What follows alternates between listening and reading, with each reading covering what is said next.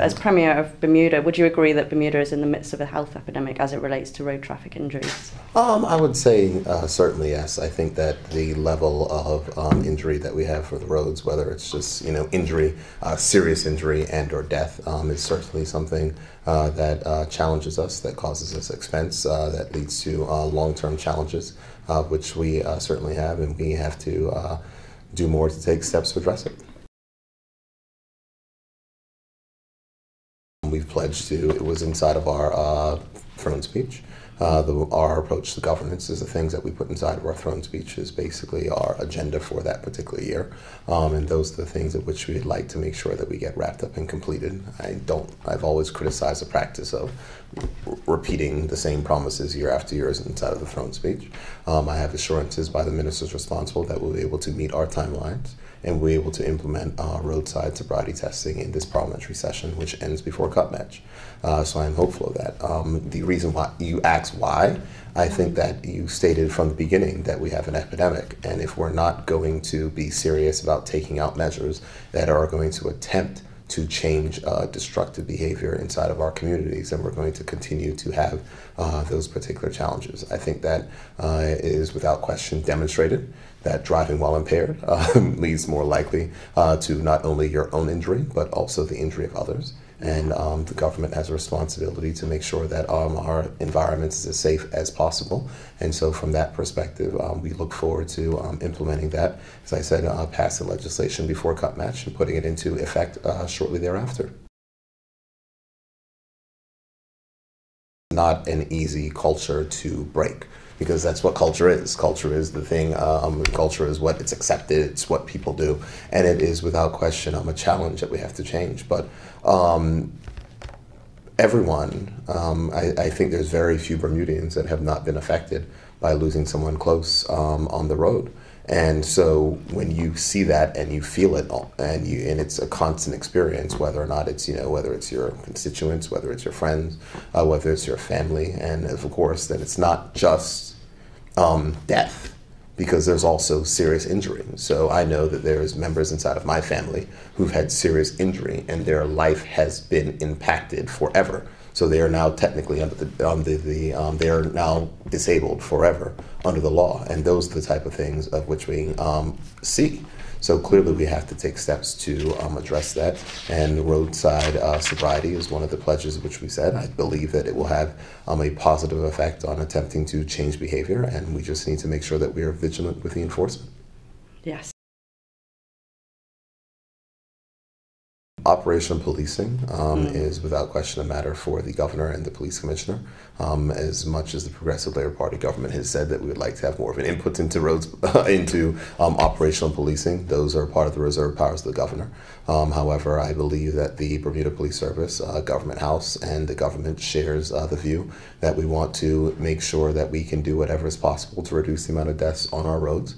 I think that the roads policing unit are trying different tactics right now in advanced notification and different things, and the government will continue to support their work. We have a new Road Safety Council. We look forward to any recommendations that will come from the Road Safety Council, that will come up through the minister responsible for transport, and that can be agreed by cabinet to be put into law in order to do additional items or additional measures to make our roads more safe. Great. What I would say is that at this point in time, our only commitment when it comes to road safety, as is spelled out inside of our throne speech, is roadside sobriety testing and also increasing penalties for persons who may be driving while impaired. So those are the only commitments. Those are the commitments that we made inside of our throne speech, and so the entire country knows those commitments. What the approach of which we take to government is that we allow the collaborative process to happen. We have people on the Road Safety Council that they can recommend things of which we would look to do, and then if there are additional enhancements that we can make, then certainly. The issue of road speed cameras is something that we're not going to rule out, but the fact is that it's not budgeted for currently, and it has to be balanced against all other priorities inside of our budget going forward. But we're going to take a first step, one that needs to be taken, and then we'll see what impacts that have and what other additional things can be done in order to assist. The first mention that I know about this graduate licensing thing is what you are telling me now.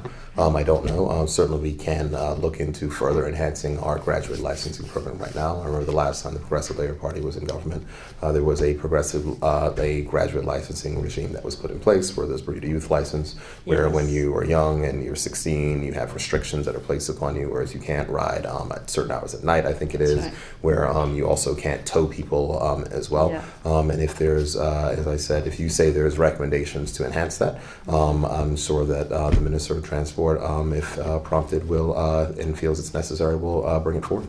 Yeah. There's this whole issue of the government being the state, or the government being the one, and I think that it comes also, parents have a significant role to play, and I think that there are lots of parents that play that role.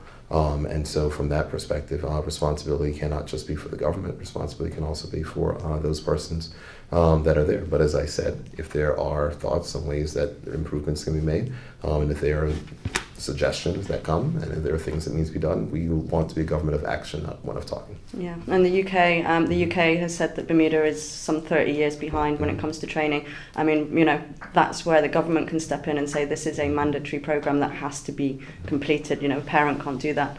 Only a government can do that. No, I've got what you're saying on that level, but what I'm saying is also on the other level. You'll find that there are persons who, I mean, the issue of roads and road safety and different things, it also comes down to an issue of, I don't want to say necessarily common sense, but it comes down to an issue of recognizing the challenges that can come if you're either driving while impaired or speeding, and making sure you make smart decision choices, and the government will make sure to continue to encourage that.